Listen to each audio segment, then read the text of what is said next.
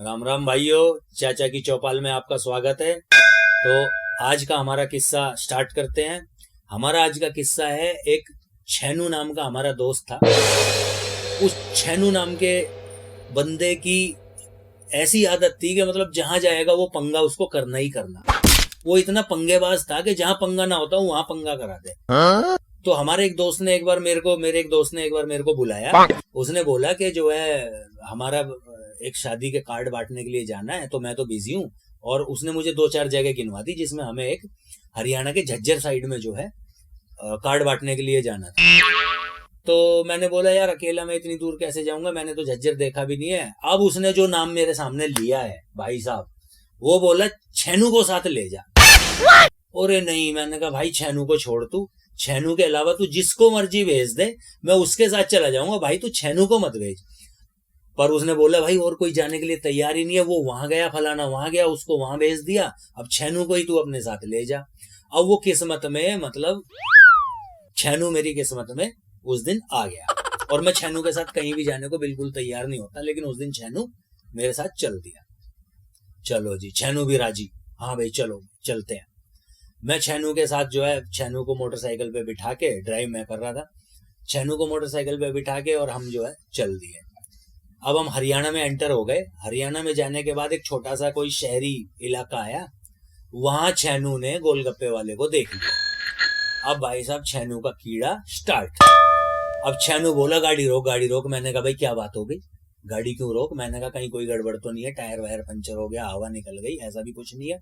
कह रहे गोलगप्पे खाने हैं। अरे मैंने कहा भाई इतनी गर्मी पड़ रही है, इतनी गर्मी में तू गोलगप्पे खाएगा, मरेगा, कहीं आगे चलते हैं, थोड़ा सा काम वाम निपटाने के बाद अपना जो है कुछ खाना वाना खाएंगे। बोला नहीं मुझे तो गोलगप्पे खाने हैं। अब छेनू का पंगा शुरू। उसने मेरे मना करने के बाद भी गाड़ी रुकवा दी और उसने जो है गोलगप्पे वाले के पास पहुंच गए और उसने जितने हो सके उसने जी भर के उसने गोलगप्पे खाए मेरे मना करने के बावजूद भी। चलो जी, खाना खा के वो गोलगप्पे और हम आगे बढ़े। कोई आधे घंटे को और हमने आगे सफर किया था, छेनू को लग गए दस्त और बोला भाई मोटरसाइकिल रोक और इमरजेंसी है, पेट में गड़बड़ हो रही है और गुड़ हो रही है बहुत जोर से और मैं झेल नहीं पाऊंगा। मैंने कहा छेनू स्टार्ट, छेनू की मुसीबत स्टार्ट। चलो अब एक जगह हमने तालाब सा देख के और मैंने मोटरसाइकिल वहां रोक दी। गांव था, एक गांव लगभग खत्म ही होने वाला था। तो एक तरफ जो है पेड़ों की बगीची थी, वहां बहुत सारे लोग ताश वगैरह खेल रहे थे और इधर तालाब था। सड़क के दूसरी तरफ थोड़ा सा कोई 50-100 कदम की दूरी पे तालाब था, कुछ झाड़ियां वाड़ियां थी। तो मैंने उसको बोला कि मैंने कहा भाई अब छेनू तू इधर ही कहीं देख ले अपना हिसाब।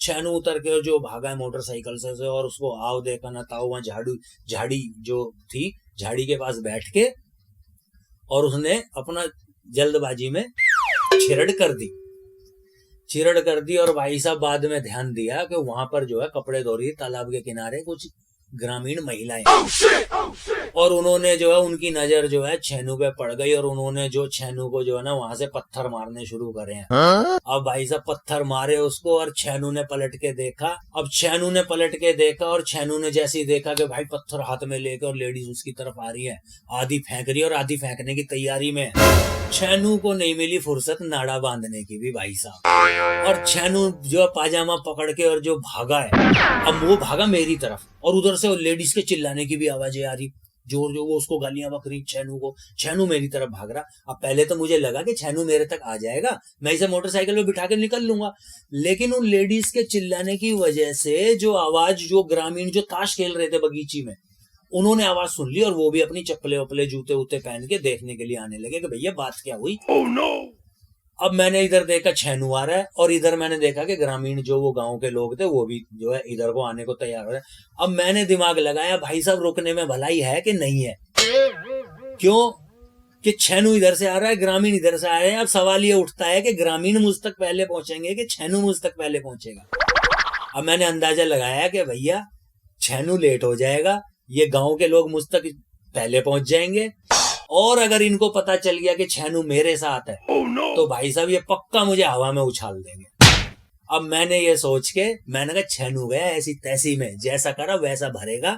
और मैंने तो किक मारी मोटरसाइकिल में और भाई साहब मोटरसाइकिल दौड़ा दी और गांव के लोगों ने छेनू को पकड़ लिया, जैसे तैसे वो छुड़ा के भागा। मोटरसाइकिल आगे आगे, उसके पीछे छेनू, छेनू के पीछे आधा गांव। ओ बे भाई साहब, वहां रेस लग रही है, धड़ाधड़ भागे जा रहे हैं। मैंने पीछे मुड़ के देखा तो भाई साहब लगभग छेनू पकड़ में आने ही वाला था, लेकिन छेनू ने भी भाई साहब पजामे की परवाह ना करके पकड़ के केड़ा पजामे को, और जो भागा है भाई साहब, ओ हो, उस दिन छेनू की जान बची और मेरी भी बड़ी मुश्किल से जान बची। और उसके बाद मैंने जो है छेनू को बुला के बोला, मैंने तेरे से मना किया था कि बेटा गोलगप्पे मत खा, तू बात तो किसी की मानता नहीं है, और जहां तू है वहां पंगा है ही है। तो बोले यार मेरी क्या गलती थी, मेरे को क्या पता था वहां लेडीज है। अबे मैंने कहा तो देख के क्यों नहीं बैठा भैया?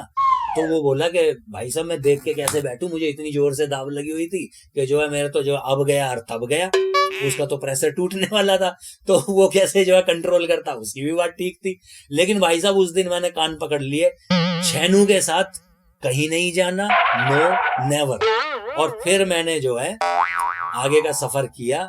आगे फिर जो कहानियां जो आगे घटी हुई वो फिर किसी एपिसोड में बताएंगे, ठीक है। उस दिन हमारी जान बची, 16 लाखों पाए।